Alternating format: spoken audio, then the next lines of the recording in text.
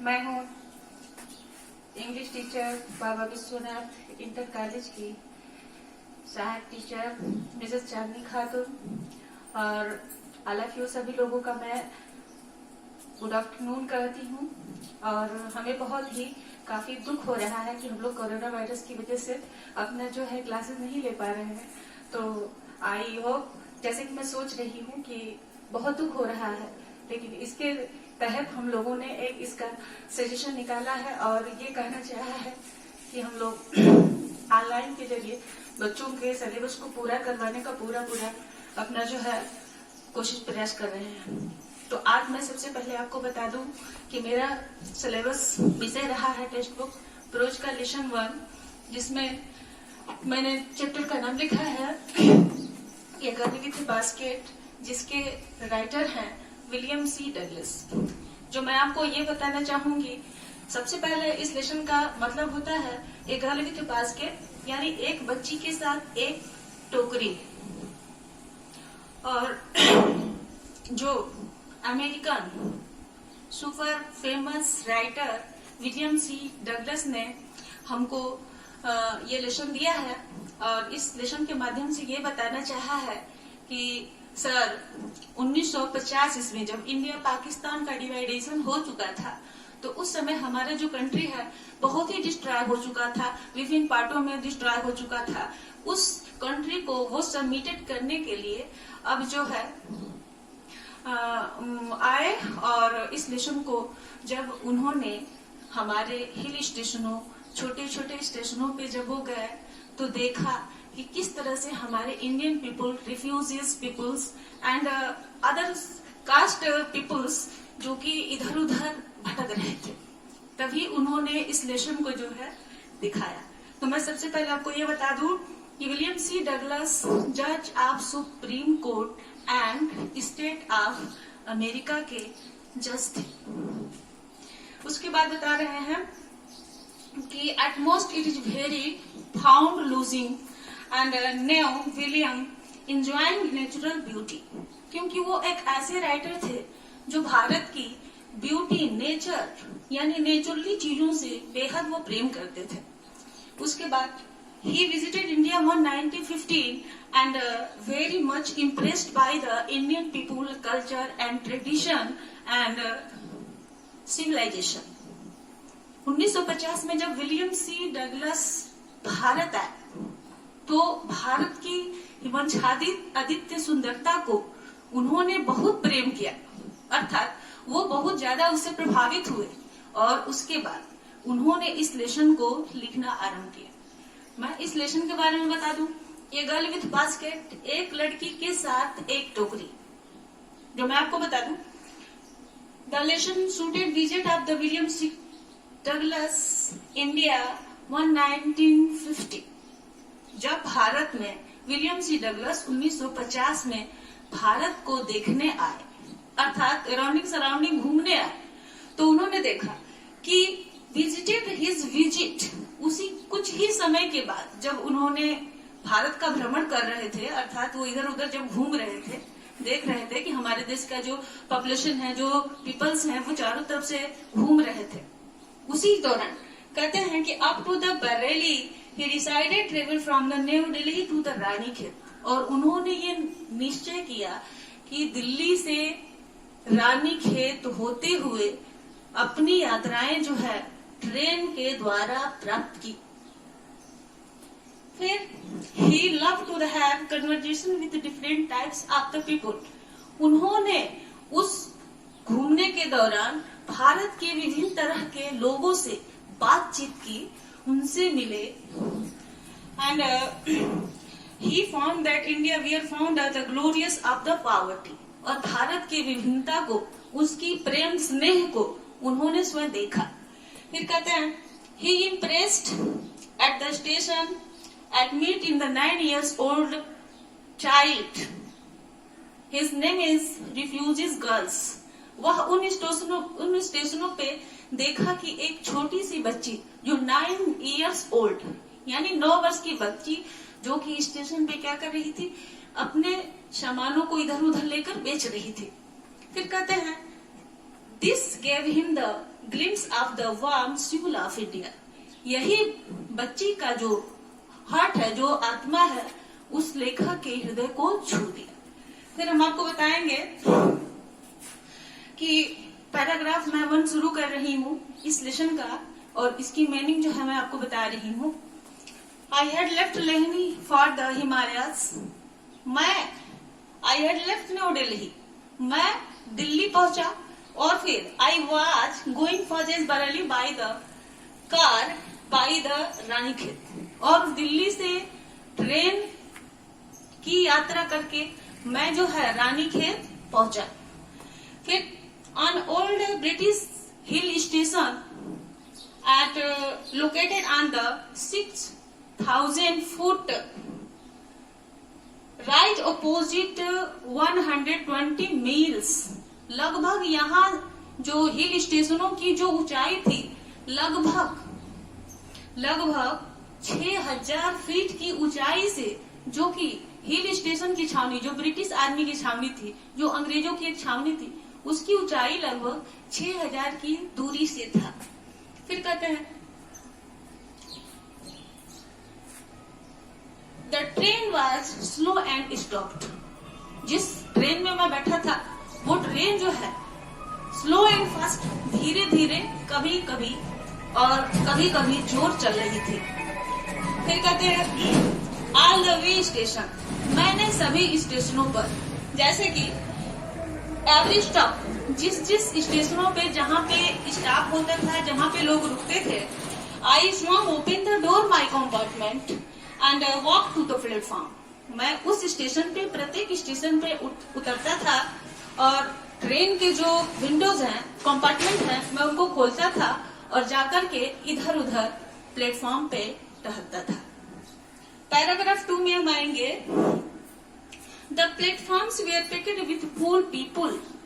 वह प्लेटफॉर्म जो है पूरे भरे हुए लोगों से, भीड़ से भरा हुआ था। 6 मुस्लिम Hindus and mourant merchants, porters, beggars, hawkers, and almost everything with the fair foot in the dress loose white garments. उस स्टेशनों पर विभिन्न तरह के लोग थे, जिसमें व्यापारी, मुस्लिम, हिंदू, सिपाही, पैचारी, प्रीस्ट एंड भिखारी एंड बहुत तरह के पुजारी लोग भी थे। ऑलमोस्ट एवरीवन बेयरफुट, उनमें से सभी लोग लगभग नंगे पांव थे। And dressed in the loose white garments, जिनके कपड़े सफेद और ढीले ढाले थे।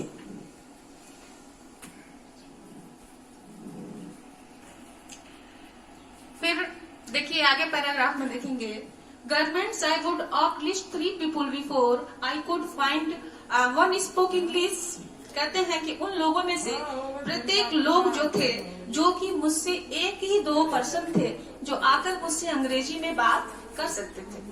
We would talk about the affairs and every major topic the news of the day produce.